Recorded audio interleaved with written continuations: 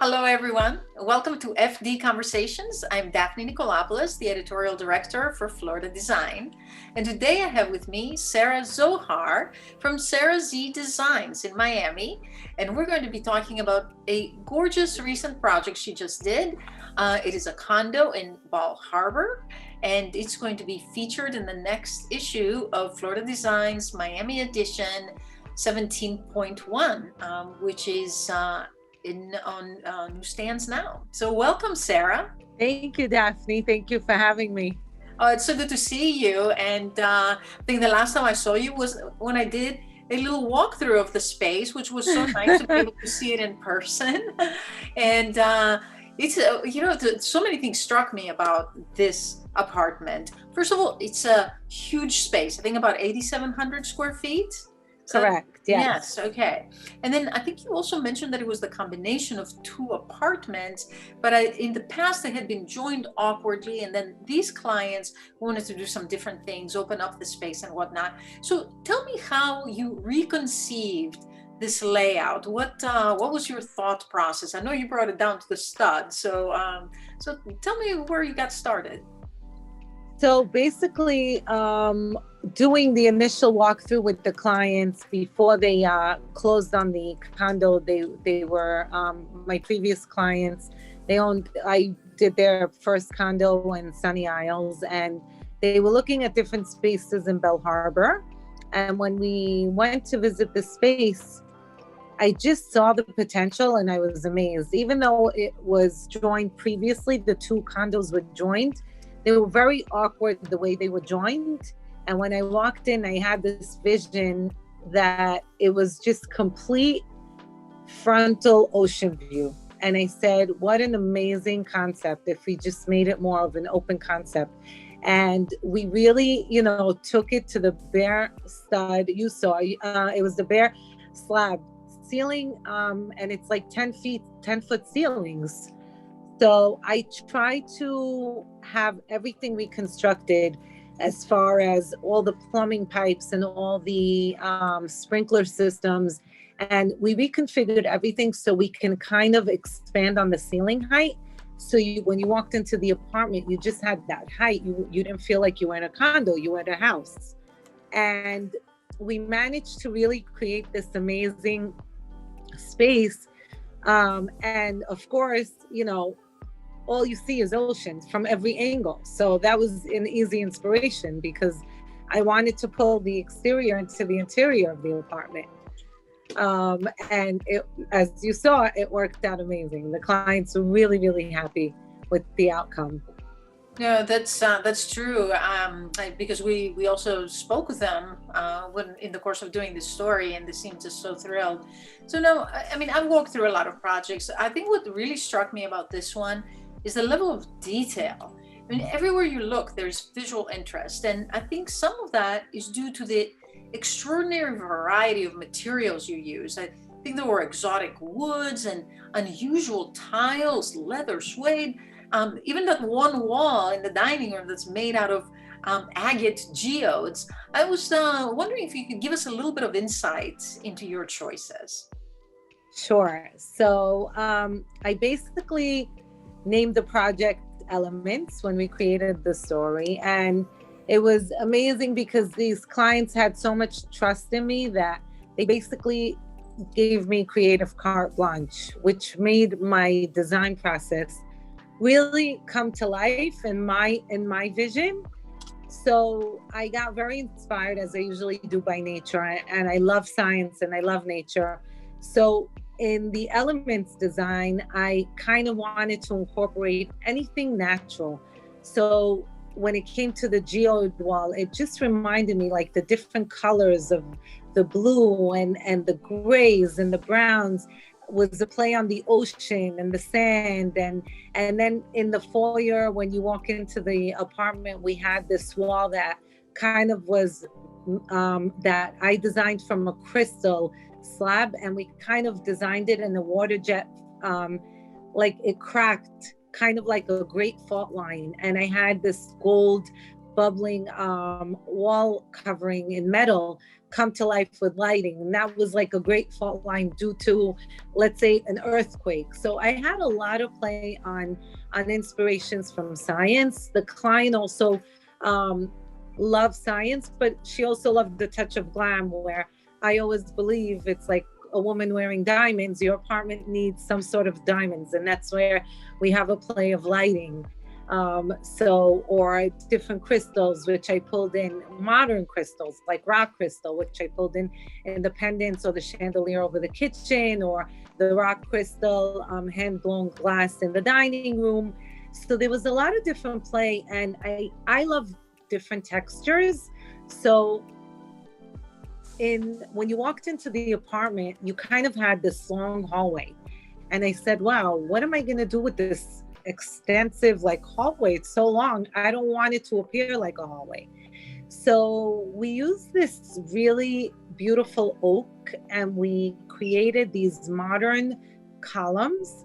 In between the columns, we had textured paint, and I designed this 1x1 recessed light to go in between every column to wash down the wall. And then I said, what am I going to do with the doors? So I created these doors that became kind of invisible, and I put the columns on there. And those doors, one was an entry to the powder room, and one was an entry to the laundry room.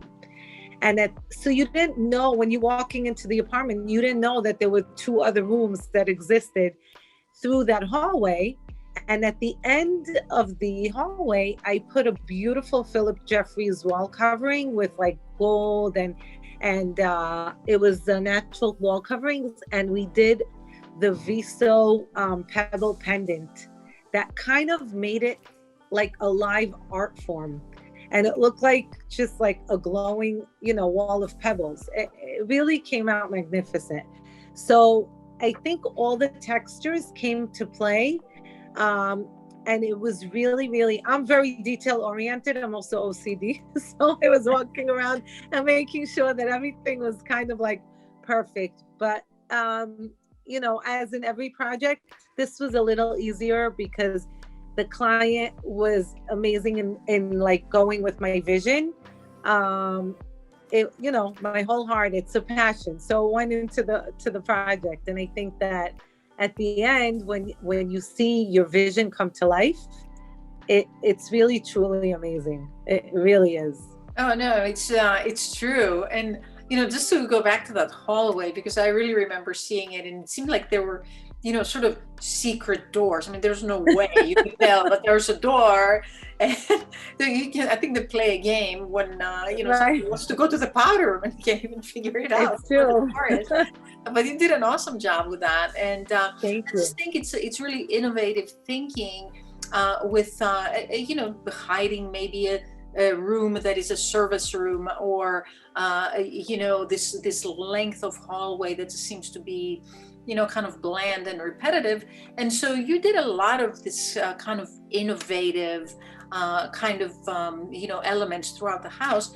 Tell me, what other challenges maybe did you address with custom solutions like that? What is another example of this innovative thinking?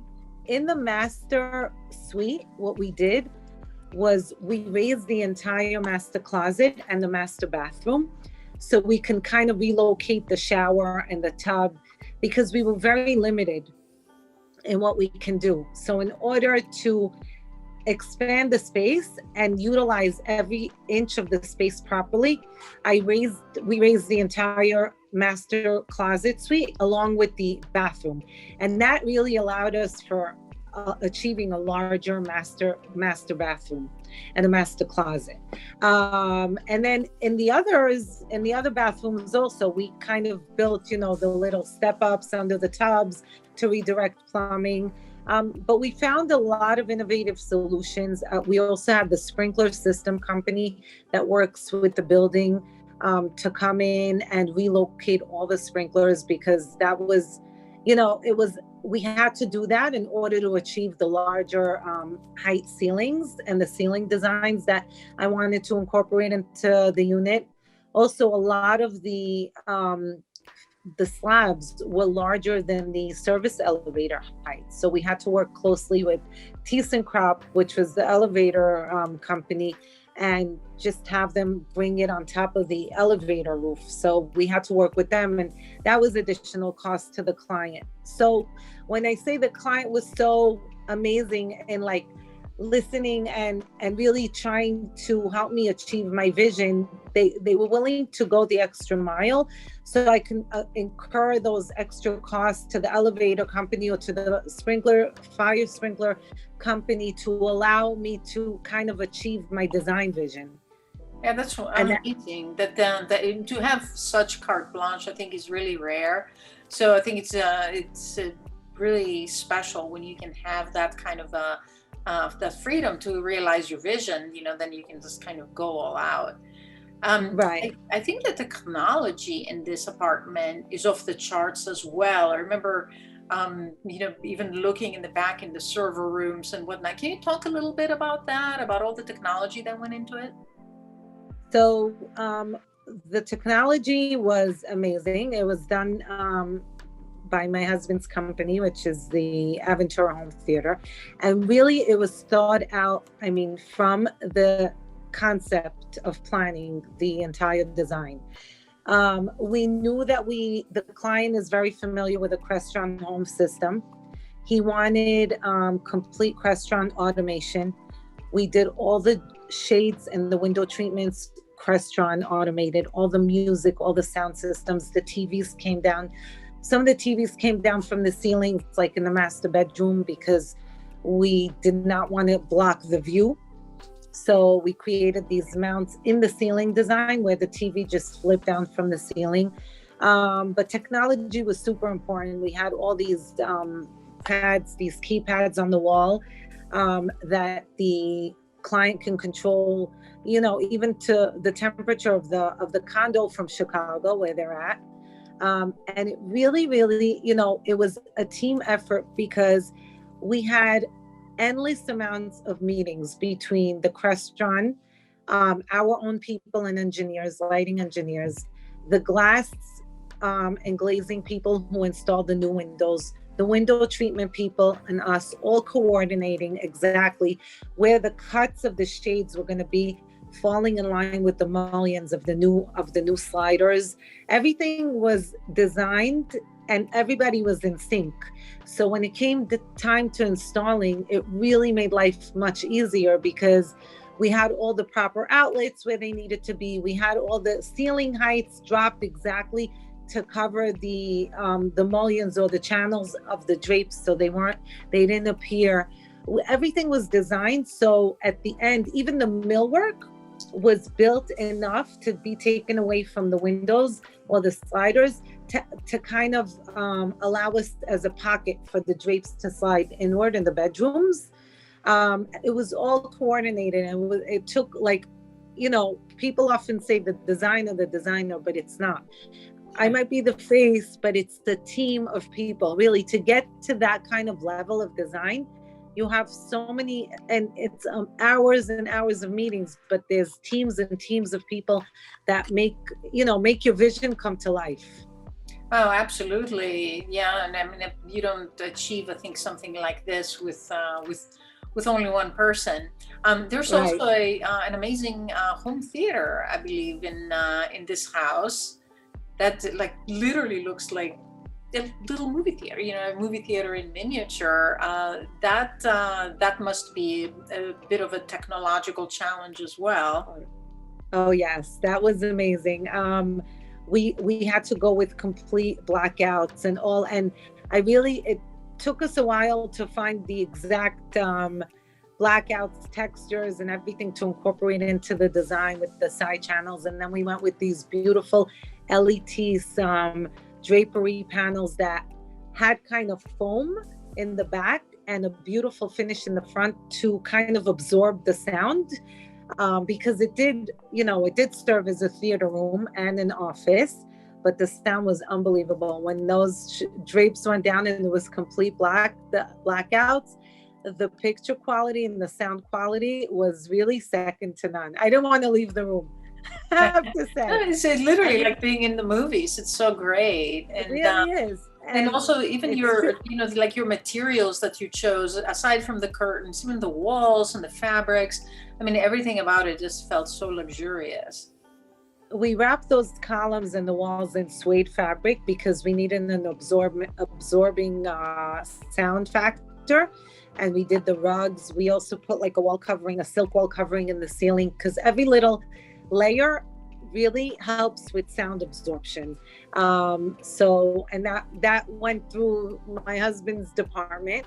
The other thing that I was going to say was we also have an additional quality that a lot of other designers don't, is we do have our design build section to the company. So for instance, there was a mistake that, the plans that we drew up went into the architect, but the architect called for 7-foot doors and the original doors were 9 feet. And when I walked in there, because I had on-site visits every week or twice a week or 3 times a week, I saw that all the openings, the door height openings were done and they were 7 feet high. And I'm like, what is this? Mm-hmm. And my husband goes, well, that's what the plans called for. I'm like, no, that's a mistake. It has to be 9 feet. Please go ahead and change them at no change order to the client. And we went ahead and we changed all the door openings and we made all the proper changes. Yes, it delayed us by a week. And the client walked in and said, Sarah, what's going on? And they said, listen, you'll thank me. It's not costing you anything, but there was a mistake. We're fixing it. Even if it was 8-foot doors, no way. I want 9-foot doors because he's tall. And, just that extra change, it goes a long way because you're your client's advocate and you have to be their eyes and ears, especially when they don't live here and they're from out of town. So that's the added benefit that we have, in the firm that kind of help us in that way.